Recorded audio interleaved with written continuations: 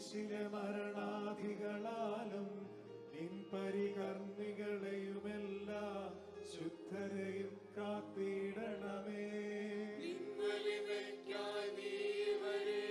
പരിപാലിക്ക വലങ്കയിൽ അവരുടെ കോട്ടയുമായി തീരണമേ നീ തിരുനാഥ.